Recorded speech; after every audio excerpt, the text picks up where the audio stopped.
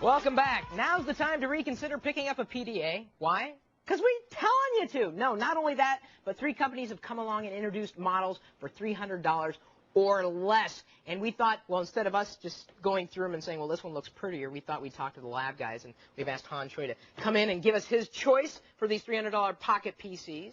I like the pun. Choices. Yeah, I'm telling you, Choi says. That should be Choi says. That's good. Your whole branding thing. Okay. Can I be your manager? Sure. All right, I get 50%.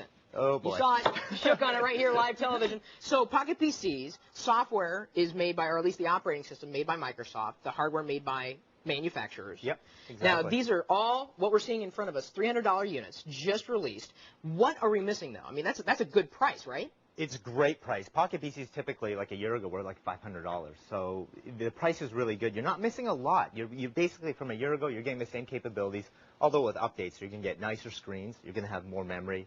And you're going to have better processors. So okay. the internal guts. But the core operating system is pretty much the same. What did you look at in terms of comparing these 3 models? Well, because the software is the same, a lot of it's just usability, things like expandability, little nice touches like removable batteries, how beautiful is the screen. And admittedly, the screens look amazing from a year ago. Oh, yeah. Absolutely amazing. Especially one of the first ones we're going to talk about, the ViewSonic V35. The V35. Really good screen. In fact, let's turn it on just to see how clear that is. Absolutely beautiful.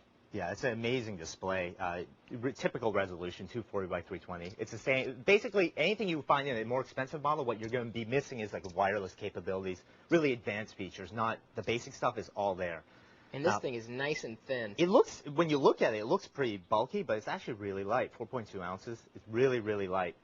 The thing that I really don't like, it's got 64 megabytes of memory built in. But actually only 36 is usable. Yeah, I heard about that. So that's, well, why make it 64 then? Just make it 32. That's got an SD slot for removable memory. Absolutely, for storage. And it actually supports the I/O standard, which is the input-output standard. So you can actually add, wireless cards when they come available.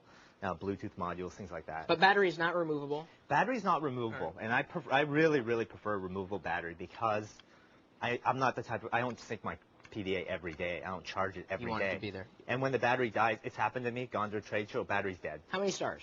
I gave it 2 stars. I just didn't like the construction of it. It just didn't feel solid. We broke the power button. And the infrared, it wasn't, pretty cheap construction, great screen, but that's about it. Yeah, I didn't really care for it. It kind of walked the line between like the other 2 I'm going to show you, and it really didn't stand out as being, way superior. Well, let's look at this other one here. This is a low-end Ipaq, of course, from now HP. HP. The Ipaq, it's a H1910.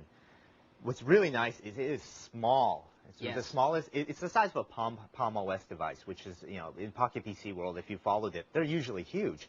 So it's a lot smaller. The screen is beautiful. Absolutely amazing. Thin. Really, really lightweight, and that's really important in a PDA. You want to be able to throw it into a pocket, and that's a lot of reasons. I don't carry mine with me all the time on my person. It's usually in my bag. So it's got the removable battery. What didn't you like? What I didn't like was 2 things. It doesn't support the I/O standards. So expandability is limited to basically memory.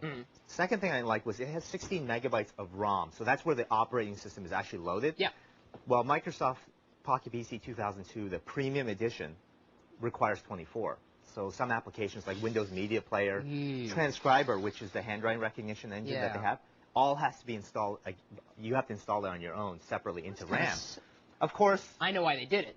It's an upsell. Because they want you to get the nicer Ipaq that's got more stuff on it. Well, $300 is a great price. I definitely recommend it for people who just want a digital phone book. And it's lightweight, throw it in a pocket and go. Now, this is the one I'm interested in, just because this is Dell's entry. This is Dell's entry, the Axim? Axim X5. Oh, man, it is so bulky. It is 7 ounces, so it's big. It's definitely big. Is it feature-rich, It's got everything in it. It's got dual expansion, so you got the compact flash on top.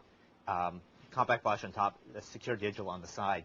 So what's really nice about it is the dual expansion capability, because right now, in today's market, compact flash definitely has more accessories.